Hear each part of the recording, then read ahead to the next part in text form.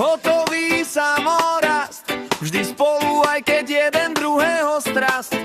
Máme Maťa, ten bez mapy nevie vstať, na Google Maps v noci snaží sa on spať.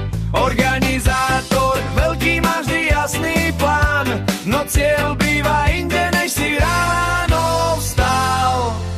Prichádza Šimon, ten na kež večne prší, má 100 výhovoriek, z ktorých mu až trpne v uši. Zajtra vrátim ti to je jeho stála veta, a potom ho nevidíš, zmizne na pol leta. Je to král zábavy, vtipy si peradom, a preto mu stále dávame ten pardon.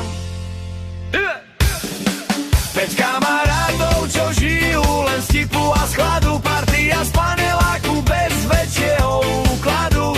Sme hrdinovia príbehu, čo nemá pointu, len chaos, len sranda a Paťo na koncu. Paťo na koncu, to je to hlavné tu, lebo on vždy platí tú celú budu.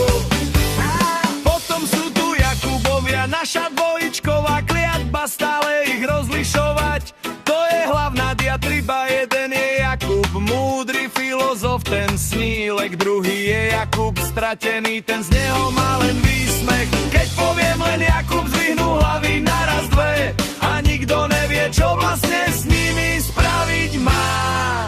A nakoniec Paťo, on je náš pilier tichý, sleduje ten cirkus bez zbytočnej pýchy. Je to sponzor bankomat, náš chodiaci poklad, ktorý platí pivo, pizzu, hoci má už rozklad. On len povie dobre, keď mu pýta Šimon nové, lebo priateľstvo je silné a to je hlavné v slove. Hej! 5 kamarátov, čo žijú len z tipu a schladu, partia z paneláku bez väčšieho úkladu. Sme hrdinovia príbehu, čo nemá pointu, len chaos, len sranda a Paťo na koncu. Paťo na koncu, to je to hlavné tu, lebo on vždy platí tú celú budu. A čo, chlapi, ideme po lance? Presne na jo, Šimon! Paťo, len jednou na živačku. Jakub múdry, aké sú hranice tohto eura?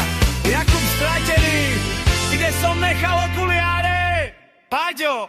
Áno, jasné, choďte všetci preč, už platím.